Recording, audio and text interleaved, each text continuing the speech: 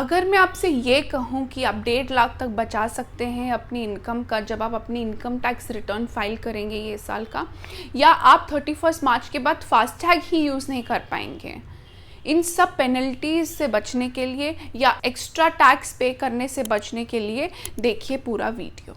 31 मार्च सिर्फ एक साल ख़त्म होने का तारीख नहीं है, बट एक बहुत ही इम्पॉर्टेंट तारीख है।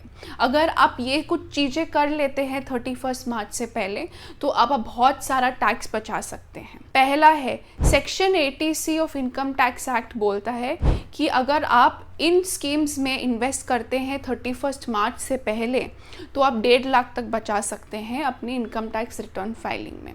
ये स्कीम्स है employ provident fund, public provident fund, Sukanya Samriddhi scheme, national pension fund, Pradhan Mantri Vaya Vandana Yojana, जो कि एक इंश्योरेंस कम पेंशन स्कीम है जिससे बूढ़े लोग अपना टैक्स बचा सकते हैं। दूसरा इम्पॉर्टेंट पॉइंट है कि अगर आप एक सैलरीड पर्सन हैं, तो आप अपनी सारी जो इन्वेस्टमेंट की है या जो डिडक्शन क्लेम करना चाहते हैं, वो सब की डिटेल आप फॉर्म 12BB में अपने एम्प्लॉयर को 31 मार्च से पहले दे दीजिए, ताकि वो कम से कम TDS डिडक्ट करें। जनरली इंडिया में FD पे हम लोगों को सालाना 6 से 7% तक मुश्किल से रिटर्न मिलता है, बट अगर मैं बोलूं कि एक ऐसी स्कीम है सरकार की जहां आप 7.5% तक इंटरेस्ट कमा सकते हैं, इस स्कीम का नाम है महिला सम्मान सेविंग स्कीम, जिसमें हर महिला 2 लाख तक इन्वेस्ट कर सकती है और 7.5% का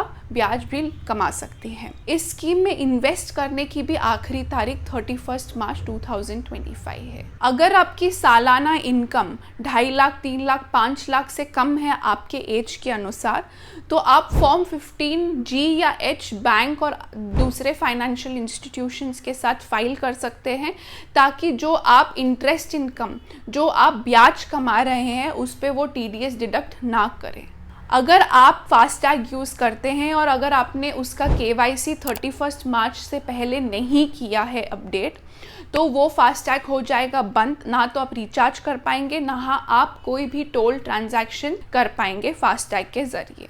अगर आपने 2020-21 का इनकम टैक्स रिटर्न अभी तक फाइल नहीं किया है, तो ये आपका आखिरी मौका है। फाइल कर लीजिए अपना 20-21 का इनकम टैक्स रिटर्न 31 मार्च 2025 से पहले। अगर आपको वीडियोस पसंद आ रहे हैं तो प्रॉफिट मार्ट का चैनल ज़रूर सब्सक्राइब कीजिए और वीडियो को ज़रूर लाइक कीजिए। कुछ भी बोलना हो या कुछ कहना हो तो कमेंट सेक्शन पे ज़रूर कमेंट कीजिए। धन्यवाद। Investments in securities are subject to market risk. Read all related documents carefully before investing.